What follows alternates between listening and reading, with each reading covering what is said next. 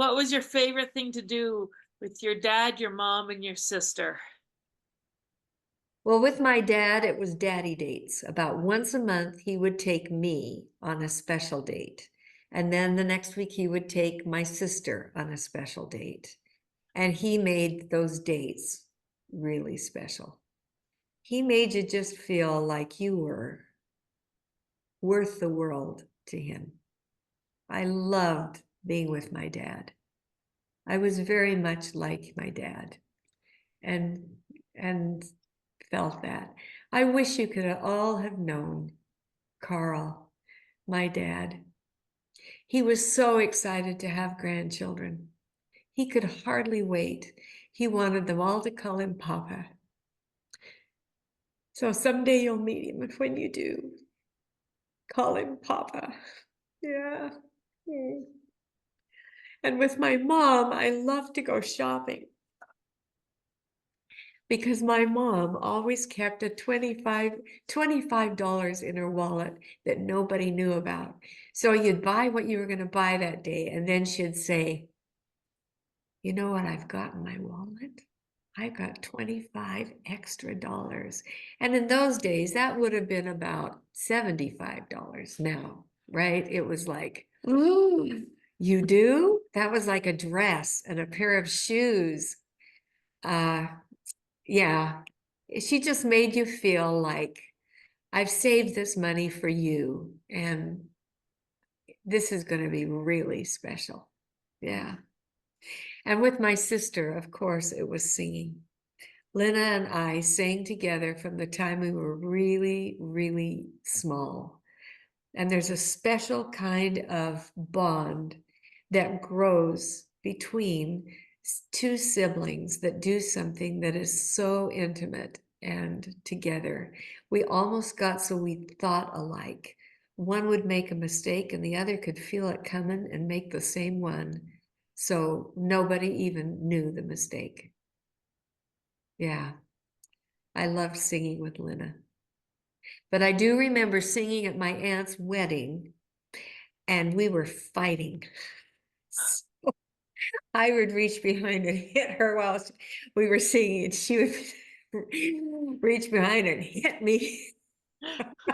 We didn't think anybody knew, but when it was over, everybody knew. Oh, no. Well, did you have a favorite teacher back in school and why? I mean, we talked about Marge. Well, She it had to be Marge. had to be Marge. Absolutely, it had to be Marge. But I'll tell you about a sub I had Mm. and an epiphany I had when I was in grade 6. I showed up at school one day and Mrs. Hunt, my teacher, wasn't there.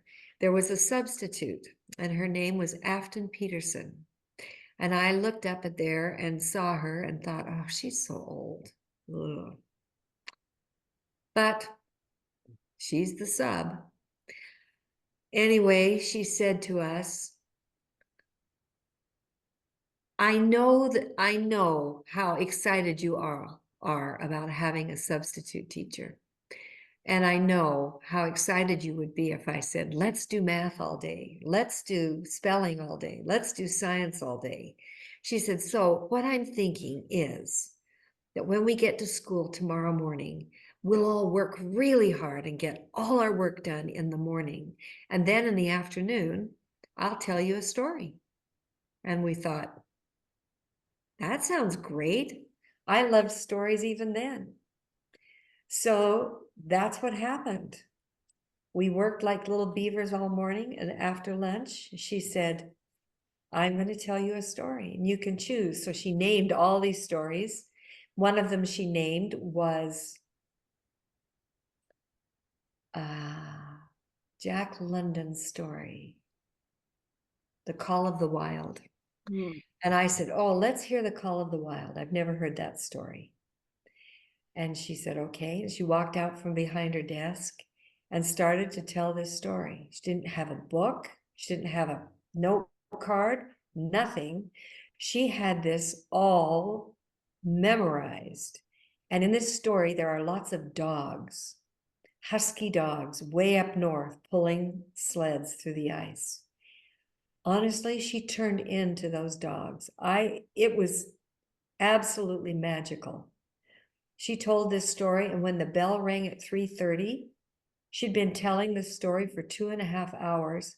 Everybody just groaned. Please don't stop. Please don't stop. It was absolutely amazing. And she'd say, well, we'll finish it tomorrow afternoon if you get your work done.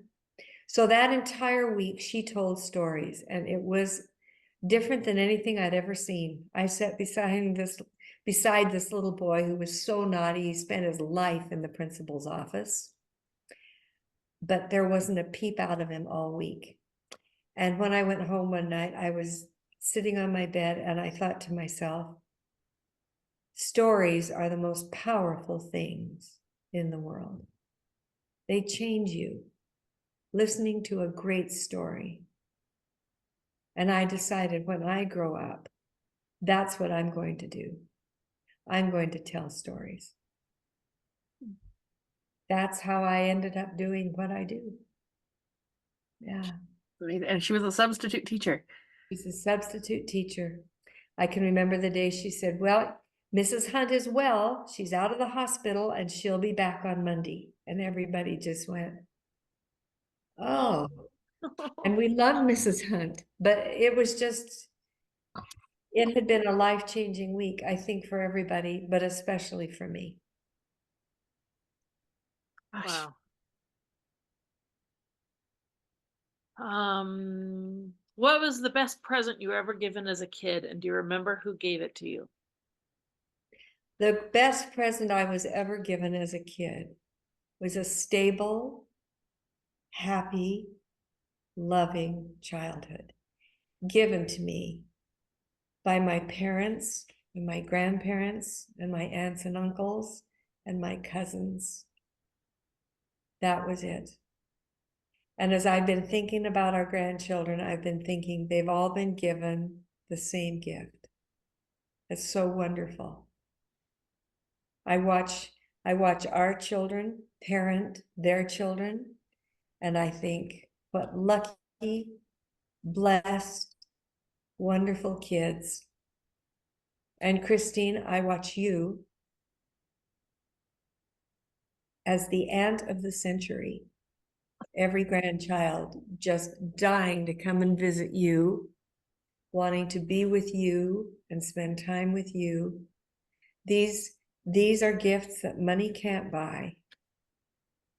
And they are the most precious gifts in the world. Agreed. Did you have a favorite candy as a kid? Yes, Hershey bars. Because when I would come home from school, on my way home from school, I would think, let's see, which winter visitors should I go spend the rest of the day with? And usually Alma and Bill from Iowa won. And I'd knock on the door and she'd say, I'm just putting the popcorn on. She'd pop the popcorn and we'd sit around and eat Hershey bars and popcorn and watch TV together. Oh my gosh. And that hasn't changed either. I still would rather, about once a month, Grandpa says, well, what's for supper? And I say, popcorn and chocolate bars. Only once a month. But if I was by myself, it might be just about every night.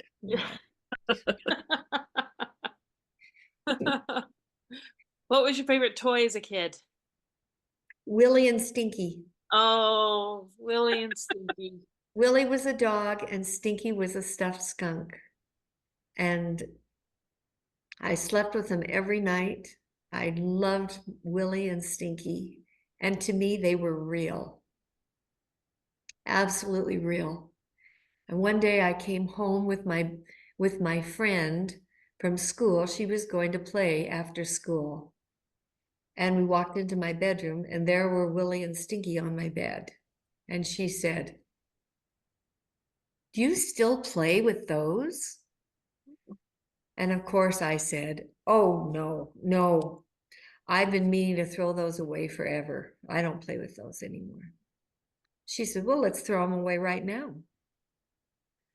So I went and got an old grocery bag and we stuffed Willie and Stinky in the bag and took it out and threw it in the garbage.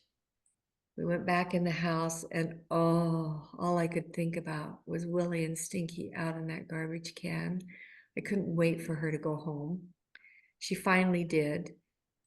And I tried to be brave, but that night I was lying in bed and I just started to weep. I felt so guilty. And so Nana came in and sat on the edge of the bed and she said, what's the matter? So I told her what I'd done. And she said, you know, it's funny. I thought I heard Willie and Stinky crying out in the garbage can. She said, I think we better go get them. So she got a flashlight and we went out to the garbage can.